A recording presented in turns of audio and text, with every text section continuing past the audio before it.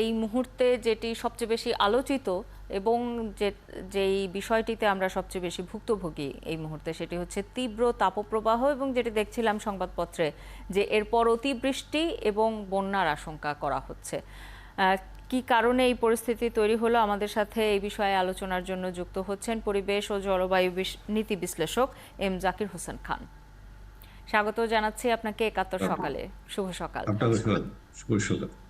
এই যে বলা হচ্ছে যে এখন তীব্র তাপপ্রবাহ চলছে এবং লম্বা সময় ধরে তীব্র তাপপ্রবাহ চলছে, অনাবৃষ্টি দেখা দিচ্ছে, খরা দেখা দিচ্ছে, যে কারণে পানির স্তরও নিচে নেমে গেছে কোথাও কোথাও, যে কারণে পানির সেচের অভাব হচ্ছে। এরপর অতিবৃষ্টি এবং বন্যার আশঙ্কা তৈরি হয়েছে। এই পরিস্থিতি কেন, মানে, এবং এখনো আমরা দেখছি যে দেশের এক জায়গায় বৃষ্টি হচ্ছে, বন্যার অবস্থা তৈরি হয়েছে, আরেক জায়গায় খরা চলছে এবং হিট অ্যালার্ট জারি আছে। এই পরিস্থিতিটা কেন?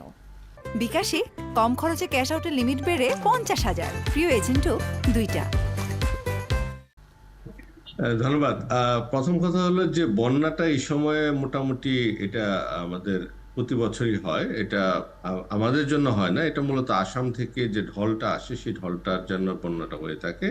তো এটা হাওড়ে হয়ে থাকে এবং হাওড় অঞ্চলে মূলত হয়ে থাকে। কিন্তু এটা যেটা হচ্ছে সেটা হচ্ছে যে ঢলের পরিমাণটা আমরা দেখতে পাচ্ছি যে গত কয়েক বছর ধরে বেড়েছে। তো এইটা একটা অ্যালার্মিং জায়গা। এটা এবং এটা অনেকে বলছেন যারা উপরে যারা বিশ্লেষক আছেন বা আবহাওয়া বিশ্লেষণ করে, তারা যেটা বলছেন যে মেঘালয় অঞ্চলে বা আসাম ওই সাইডটাতে বৃষ্টির পরিমাণ অনেক বেড়ে গেছে। একই সময়ে যে বৃষ্টিটা যেখানে পড়ে পাহাড়গুলো আমাদের এই অঞ্চলের মতো ওই অঞ্চলে পাহাড়ও কিন্তু গাছপালা কেটে নষ্ট করা হচ্ছে, যার ফলে পানিটা দ্রুত নেমে আসে। আপনি ইতিমধ্যে দেখেন যে সিলেট অঞ্চল পানি বাড়তে শুরু করেছে, বিভিন্ন পত্রপত্রিকার খবরে বলা হচ্ছে। কিন্তু যেটা এই পাশের যেটা সমস্যা, যেটা বড় আকার ধারণ করবে, সেটা হচ্ছে যে আমাদের এই যে আপনি যেটা বলছেন তীব্র তাপ প্রবাহ যেটা বয়ে যাচ্ছে এবং সাময়িক একটা বিরতি এখন মতো আছে, বা কোনো কোনো জায়গায় ইতিমধ্যে তীব্র দাবদাহ আছে, 40-41 তাপমাত্রা। এইটা মূলত হচ্ছে একটা হলো যেটা আগেও বলেছি যে বৈশ্বিকভাবে জলবায়ু পরিবর্তন তো একটা কারণ আছে, যার কারণে গড় তাপমাত্রা পৃথিবীর বেড়ে যাচ্ছে।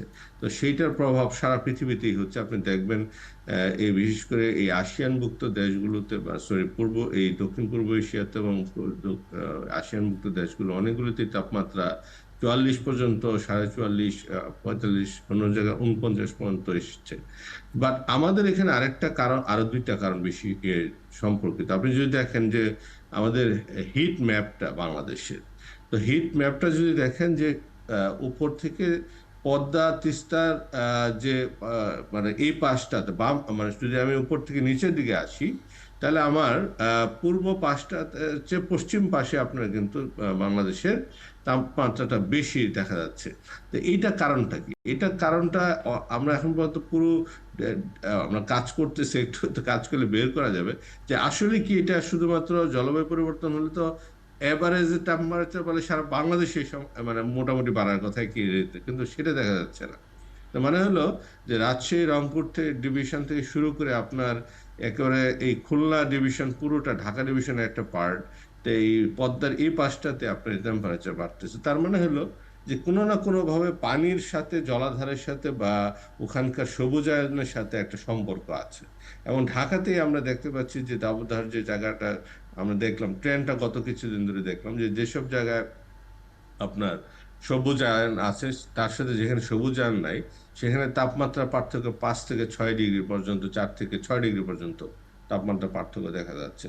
তার মানে হলো যে আমরা মানব সৃষ্ট কাজে আমরা পরিবেশ বিপর্যয় ঘটিয়েছি, সেটা এই যে বৈশ্বিক জলবায়ু পরিবর্তনের যে প্রভাবটা, নেতিবাচক প্রভাবটা, এটাকে আরো দ্রুততর করছে, যেটা আমাদের হয়তোবা আর একটু ডিলে করা যেত, আর একটু দেরিতে আসতো এই প্রভাবগুলো। এবং একই সাথে 3 নম্বর কারণটা যেটা, সেটা বিজ্ঞানীরা, আবহাওয়া বিজ্ঞানীরা বলছেন, সেটা হলো এল নিনো এবং লা নিনোর প্রভাব।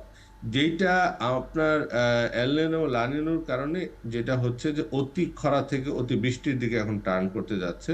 এবং বলা হচ্ছে যে এইটা এখন লা নিনো শুরু হয়েছে, যে জায়গাগুলোতে তীব্র দাবদাহ ছিল, লা নিনো বলতে এখানে বৃষ্টিপাত বেশি বোঝানো হচ্ছে। তার মানে হলো যে এখানে বৃষ্টি বেশি, যত মানে এবার দেখা যাচ্ছে যে স্বাভাবিকের চেয়ে বৃষ্টিপাতের মাত্রা বেশি হবে। কিন্তু এখানে আরেকটি নতুন তত্ত্ব যেটা বা যে বৈজ্ঞানিকরা বলছেন, ডক্টর রাশেদ চৌধুরী বা উনি বলছেন, সেটা হলো যে জেট স্ট্রিম বলতে একটা বিষয় আছে। সেটা হলো যেমন ধরেন আমাদের ভূপৃষ্ঠ থেকে যে তাপমাত্রাটা উপরের দিকে যায় সেটা উত্তপ্ত তাপ যায়, জলীয় বাষ্প যায়। আবার যেহেতু মেঘমালা উপরে আছে আকাশ থেকে, সেখান থেকে কিন্তু মানে কম্পারেটিভলি শৈত্য প্রবাহ নিচের দিকে নামতে থাকে। এই দুটো মিলে একটা স্ট্রিমের মতো ওপেন করে একসাথে মিক্সড হয়। তো মিক্সড হয়ে সেটা যে জায়গার উপর দিয়ে যায় সেখানে কিন্তু হয় অতিবৃষ্টি, যদি ঠান্ডা থাকে অতিবৃষ্টি হয়, যদি গরম থাকে অতিবৃষ্টি হয়, নাহলে ঠান্ডা থাকলে কোল্ড হয়। তো সেই জেট স্ট্রিমটা আমাদের উপরের তাপমাত্রাটা এতভাবে বেড়ে গেছে যে এই জেট স্ট্রিমটা আগের গতিতে আর বয়ে যাচ্ছে না, নদীর উপর দিয়ে যেরকম বয়ে যাওয়ার কথা বয়ে যাচ্ছে না বাতাস, এটা থেমে আছে। যার ফলে আপনি দেখবেন যে তীব্র দাবদাহ বা তাপপ্রবাহের মাত্রাটা এখন সময়টা বেশি যাচ্ছে। আগে যেটা আপনি বলছেন কেন বেশি হচ্ছে, এটা বেশি হলো যে এটা কিন্তু সামনে এই যে আপনি 12 তারিখ বা 13 তারিখ পর্যন্ত বৃষ্টিপাত হবে বলা হচ্ছে ফোরকাস্ট, তারপরে কিন্তু আবার কামব্যাক করবে এই যে দাবদাহ। কারণ হলো এই লানিনোর প্রভাবটা কিছুটা কমে আসলেই তখন কিন্তু এই আপনার এই দাবদাহটা শুরু হবে। তার মানে হলো আমরা নতুন একটা পরিস্থিতিতে আমরা পড়েছি, সেটা কিন্তু চলে যাচ্ছে না, বরঞ্চ সামনের দিনগুলোতে আরো এটা ঝুঁকি বাড়াচ্ছে আমাদের, মানে উৎপাদনের ক্ষেত্রে ঝুঁকি বাড়াবে, আমাদের পরাগায়ন কম হবে, আমাদের মনে করেন আনপ্রেডিক্টেবিলিটি বেড়ে যাচ্ছে। মানে আমাদের সবসময়ই আমাদের এই আবহাওয়ার মানে আপনার পূর্বাভাস সম্বন্ধে আমাদেরকে সতর্ক থাকতে হবে। কিন্তু আনফরচুনেটলি বাংলাদেশের সবগুলি এই আবহাওয়ার যে পরিমাপের যে বা সতর্ক দেওয়ার জন্য যে রাডার সিস্টেম, সবগুলো অকেজো হয়ে পড়ে আছে। তো আমরা আসলে মূল জায়গায়, যে জায়গায় এখন আমাদের মূল চ্যালেঞ্জটা হবে, যত বেশি অ্যাকুরেটলি আমরা দুর্যোগের পূর্বাভাস দিতে পারবো এবং টাইমলি দিতে পারবো, তত ক্ষয়ক্ষতির পরিমাণ কমবে। এবং আমাদের সবুজায়ন বাড়ানোর জন্য কথা বলছি, আমরা অনেকদিন ধরে বলছি, এখনো বলে যাচ্ছি যে কিছুটা হয়তো 2-3 ডিগ্রি সেলসিয়াস তাপমাত্রা আপনি নিয়ন্ত্রণে আনতে পারবেন। কিন্তু উজান থেকে বা ভারতের থেকে যদি পানি আসার জায়গাটা যদি কমতে থাকে, তাহলে আমাদের গ্যাস, সামনে যে বিজ্ঞানীরা বেশ প্রায় 25-30 বছর আগে বলেছিল যে যদি পদ্মার পানি প্রবাহ তার প্রয়োজনের তুলনায় মাত্র এখন কত, এখন মতো ড্রাই সিজনে 20-22 হাজার কিউসেক আসে কিনা সন্দেহ, আরো কম চলে আসবে, মানে 5-6 হাজারে চলে আসবে কোনো মৌসুমে। তো এইটা যদি কমে যায় তাহলে ভূগর্ভস্থ পানির স্তর ড্রাস্টিক্যালি ফল করে, এবং সেটাই কিন্তু হচ্ছে উত্তরাঞ্চলে।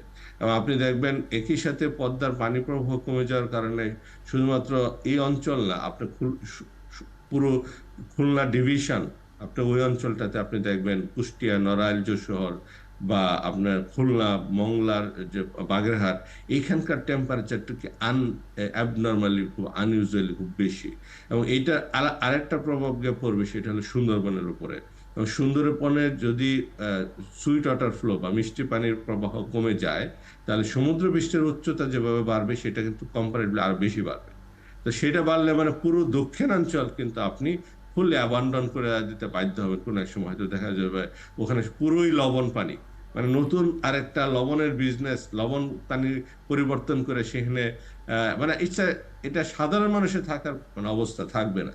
তো আমাদের বর্তমানে ঢাকা সহ আরবান গুলোর জন্য একটা প্রত্যেকটা হিটল্যান্ডে যে পরিণত হচ্ছে, এটার জন্য আমাদেরকে প্রত্যেকটা এলাকা কেন্দ্রিক কিন্তু একটা পরিকল্পনা করতে হবে। এবং কোনো অবস্থাতেই এখানে আর কোনো ধরনের নতুন বড় ধরনের অবকাঠামো, বিশেষ করে কাচের বিল্ডিং বা আমাদের এখানকার যে আপনার পিচ ঢালা পথ বা অন্য জায়গাগুলো আছে, এগুলো কিন্তু আর অ্যালাউ করা যাবে না। আমাদেরকে পুরো আপনার প্রক্রিয়াতে যেটা যেতে হবে সেটা হচ্ছে যে প্রত্যেকটা বিল্ডিং এ, প্রত্যেকটা এলাকার অবকাঠামো আমাদেরকে চিন্তা ভাবনা করে করতে হবে। এবং এটা ইমিডিয়েটলি এখানে রাজক শুধু না, এখানে প্ল্যানারদের একটা দায় আছে শুধু না, একই সাথে যারা কমার্শিয়ালি হাউজিং অপারেট করছে সেটাও কিন্তু তাদের দায় আছে। আপনি যদি দেখেন যে গত বলা হচ্ছে যে 10 থেকে 15 বছরে বসুন্ধরা এলাকার তাপমাত্রা 6 থেকে 7 ডিগ্রি বেড়ে গেছে।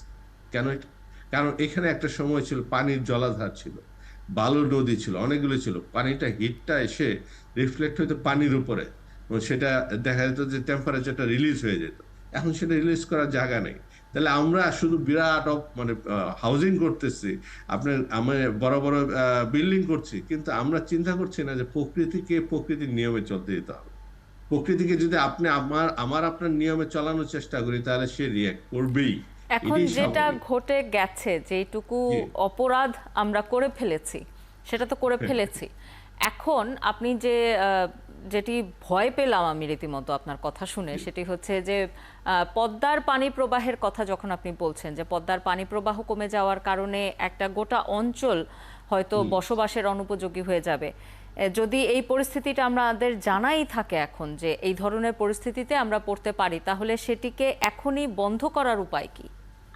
বন্ধ করার উপায়, আপনি জানেন যে পদ্মার যে চুক্তিটা হয়েছিল 96 সালে, সেটা কিন্তু 26-এ শেষ হচ্ছে। সুতরাং আমি যেটা মনে করি যে আমাদেরকে হোলিস্টিকলি চিন্তা করা উচিত, এই অঞ্চল চিন্তা করা উচিত। আমাদের রাজনীতিবিদদেরকে এখন মানে লিমিটেড বা সংকীর্ণ চিন্তা থেকে বের হতে হবে যে নদী বাই অ্যাক্সিডেন্টালি কিন্তু নদীটা ভারতের ভিতর দিয়ে বা হিমালয় পর্বত আপনার নেপালে পড়েছে, এটা কিন্তু আমাদের জিওগ্রাফি কিন্তু বাই আমাদের চয়েস আমরা করছি। সুতরাং আমাদের রাষ্ট্রিক সীমানার ভিত্তি থেকে যে আমরা নদী ব্যবস্থাপনা আমরা করতে চাই, এইটা কিন্তু আর করা যাবে না। এবং রাজনৈতিক সদিচ্ছা এর ক্ষেত্রে একটি বড় বিষয়। ইম্পর্টেন্ট। এবং আপনাকে অসংখ্য ধন্যবাদ আমাদের সাথে যুক্ত হবার জন্য। আমাদের সাথে যুক্ত হয়েছিলেন পরিবেশ ও জলবায়ু নীতি বিশ্লেষক এম জাকির হোসেন খান।